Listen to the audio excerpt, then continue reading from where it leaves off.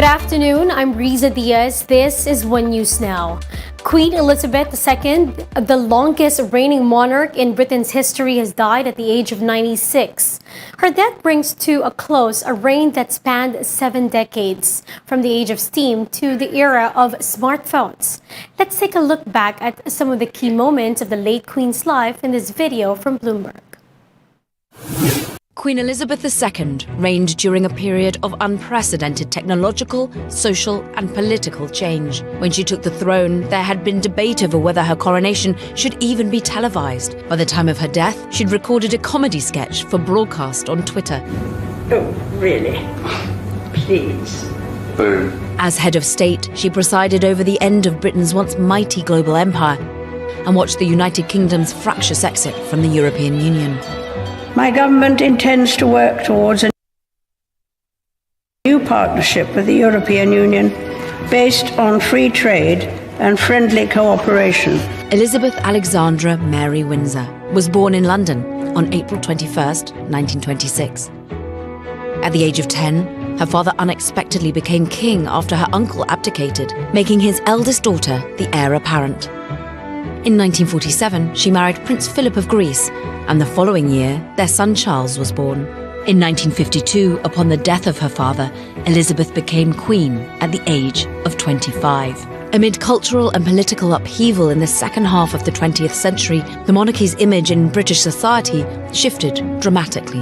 Moments of pageantry and spectacle, like the fairy tale wedding of Prince Charles and Lady Diana Spencer, were quickly soured by the unravelling of the marriage and Elizabeth's perceived lack of empathy with her popular daughter-in-law. But Queen Elizabeth retained the nation's affection. A new generation of royals entered the scene, coming across as more in tune with the times. Although in the waning years of her life, controversy arose again over the family's relationship with Prince Harry and Meghan Markle, and her son Prince Andrew's association with the convicted sex offender Jeffrey Epstein. The final years of her reign saw domestic political turbulence too, as Scotland debated independence and Brexit reopened tensions over Northern Ireland. While she had no official say in government matters, the Queen met every week with Britain's Prime Minister for a confidential discussion. She worked with 15 Prime Ministers over 70 years of dedicated service. Caroline Hyde, Bloomberg. President Bongbong Marcos joins the world in mourning the death of Queen Elizabeth II. Marcos Jr. says the monarch exemplified great dignity, commitment to duty, and devotion to the people. The president added that many Filipinos, especially those residing in the United Kingdom, have developed a sense of affection to the late Queen, whom they see as a mother figure. More stories after this short break. Stay with us.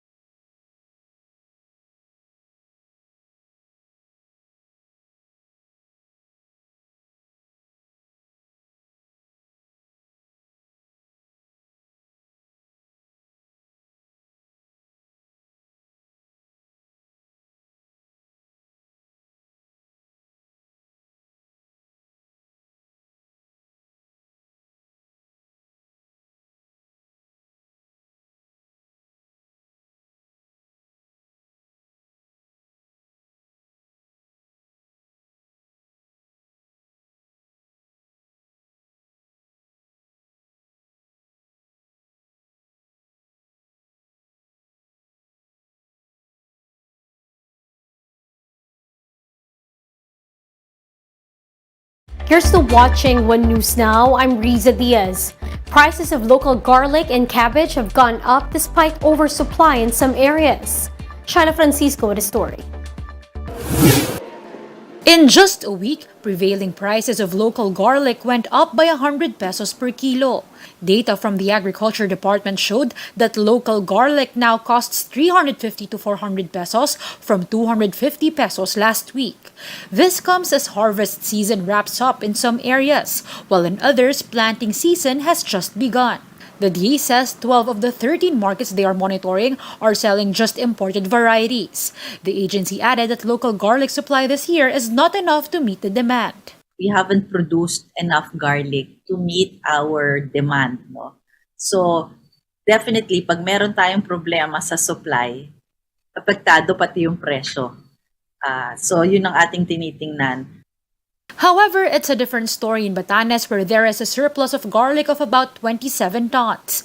The provincial government explains that the surplus is usually sold to tourists, but as of now, visitor arrivals have not yet bounced back, which is why the provincial government has decided to buy the farmers' harvests to help them market their products. The local government have received orders from Cagayan Valley and Metro Manila, but around 20 tons still remain. Kinatatakutan ko kung halimbawa mabulok yon doon at hindi nila naibenta, baka hindi na sila magtatanim. So, paano naman kami dito? Baka wala naman kaming mabiling bawang o kaya mag-import kami naman nung galing sa China na bawang. Yun naman ang ayaw ko. So, kaya tinulungan namin ng husto yung mga farmers doon. The DA has already coordinated with the LGU so they can sell directly to restaurants and wet markets here in NCR. This will help lower the prices in markets as the province is only selling it for 150 pesos a kilo for Metro Manila buyers. Over in Benguet, a social media video showed families of farmers chopping local cabbages to be used as fertilizers due to low sale. Cabbage during that time is being sold for just around 5 pesos per kilo, way below the 15 peso per kilo production cost. Here in NCR, cabbage from the north costs 70 pesos per kilo, pricier by 10 pesos from the previous week. In a statement, the Kilusang Magbubukid ng Pilipinas blasted over importation and the rampant smuggling of goods. They said farmers are having a hard time competing with imported and smuggled agri-products.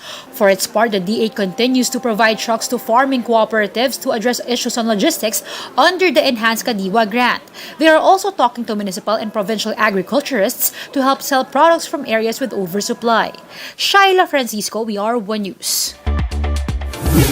The Health Department says President Marcos has approved the proposal to make face masks optional outdoors. DOH officer in charge, Maria Rosario Vergere, told the chiefs that they are just waiting for an executive order before formally implementing the policy change. She said EO may be released in a couple of days.